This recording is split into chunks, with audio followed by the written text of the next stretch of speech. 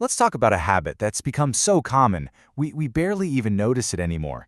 It's this quiet habit, one that just kind of works in the background of our lives, but its impact is anything but small.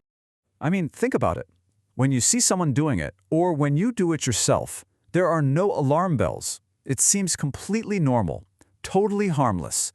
And there's no judgment attached to it, right? It's not considered a vice or some kind of character failing. It's just what we all do now. But right there, that's the true cost. This seemingly innocent habit is quietly eroding our ability to just concentrate. And focus is really just the beginning. It also starts chipping away at our patience, our discipline, even our ambition. So what exactly are we talking about here? It's really important to get this. This isn't about some personal failing. It's about a state of constant, low-grade overstimulation that's just become our new normal. At its heart, it's this. It's the endless feeds we scroll through to escape a moment of boredom, the short videos we watch to soothe a little bit of anxiety, the constant pings and notifications that pull us away from whatever we're actually doing. It's this uncontrolled engagement with our devices that creates a brain that's always buzzing and never truly at rest. To really understand why this habit is so powerful, we need to look under the hood at the brain chemistry involved. So let's talk about a very, very misunderstood molecule, dopamine. Okay, so here's the absolute crucial point. Dopamine is not the pleasure chemical. It's the motivation chemical. It's the engine of seeking. It's that part of your brain that says, hey, that was interesting. Do it again. For years, we've all heard that dopamine is about feeling good. But the reality is, it's about the pursuit of feeling good. It's the anticipation, not the arrival. And honestly, that little distinction changes everything. So when we get that dopamine hit instantly, effortlessly, every single time we unlock our phone, our brain learns a very powerful and pretty dangerous lesson. It starts asking this exact question: why would I ever do something difficult when a potential reward is just a swipe away? And we have to be really clear about this. This is not an accident. We're not just fighting our own impulses here. We're up against incredibly sophisticated design. These apps are intentionally built without a natural end, There's no back cover to the book. You don't keep scrolling because you're weak. You keep scrolling because the system is literally designed to make you scroll. And over time, the consequences are profound.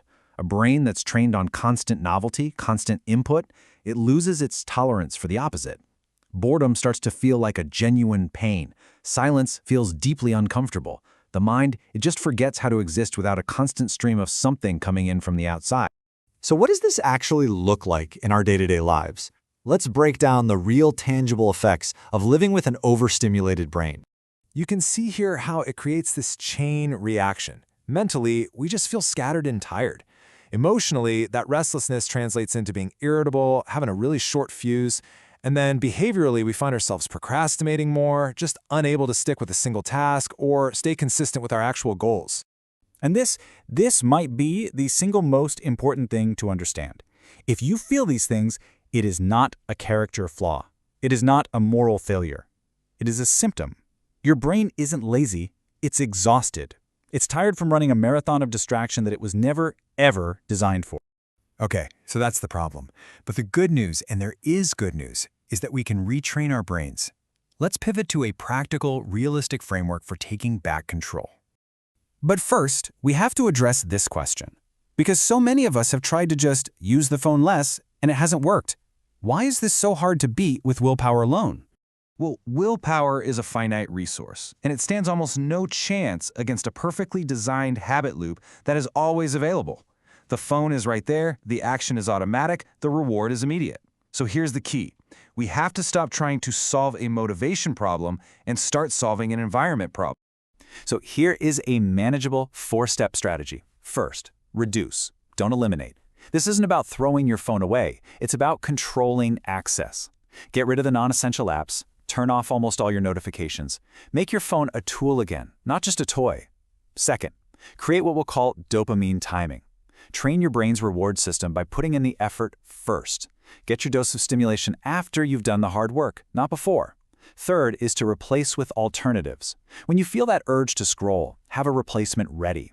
Reintroduce low dopamine activities, like just going for a walk, reading a physical book, or even just sitting with your thoughts.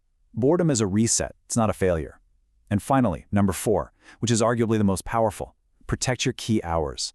Make the first hour and the last hour of your day completely phone-free zones. This one step alone can be totally transformative. So, what does life actually feel like on the other side of this? What are we working toward? It's definitely not about becoming some kind of digital hermit. It's about living with intention. People who successfully regulate their digital habits, they report these kinds of changes. It's not that life suddenly becomes perfect, but that their brain becomes a tool they can actually use again. They regain the ability to direct their own attention, and that leads to this profound sense of calm and self-respect. Let's be perfectly clear about this.